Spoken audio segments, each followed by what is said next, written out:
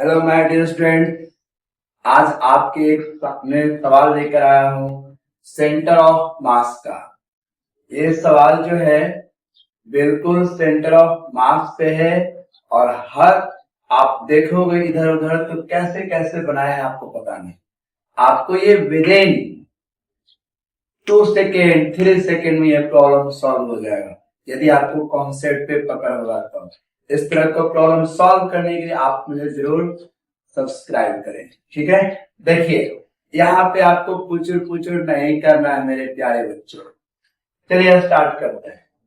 A dog of mass 10 kg stand on a stationary board of mass 40 kg so that he is 20 meters from the source. He then walks 8 meters on the board towards the shore and halts. How is he from the shore now?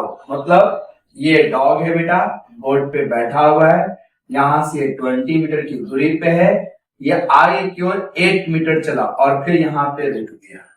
तब ये कहा जा रहा है कि इस किनारा से डॉग कितने दूरी पे है और एज्यूम करना है कि बोट और वाटर के बीच में कोई फ्रिक्शन नहीं है।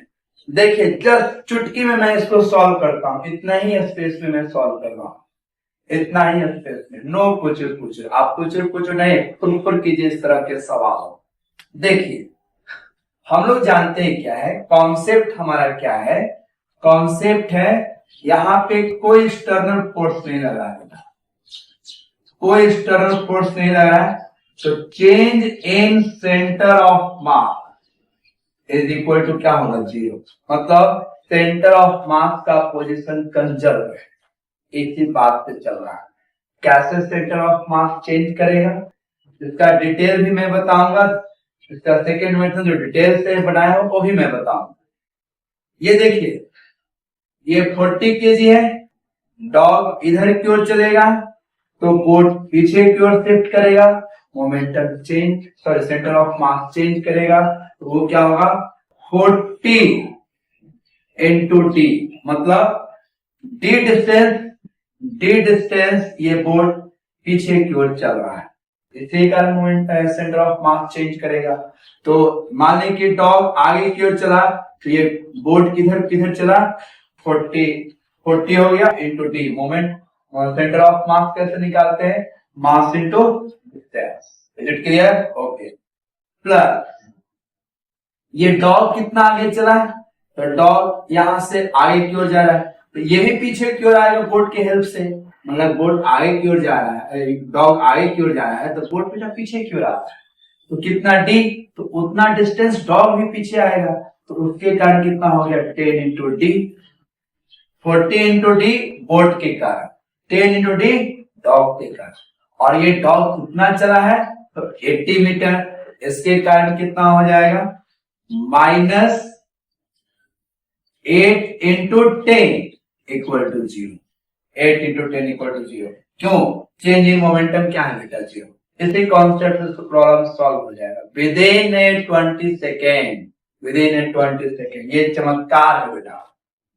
अब इस पे देखना सॉल्यूशन, देखिए क्या क्या आपको दिया हुआ है, आपको समझ में आया है। तो 40 ये 40 इंटू डी और ये कितना हो जाएगा 50 D, 50 D is equal to क्या हो गया बेटा 80, तो डी इक्वल टू क्या हो गया 80 बाई 50 यानी 1.6 मीटर बोट पीछे आएगा।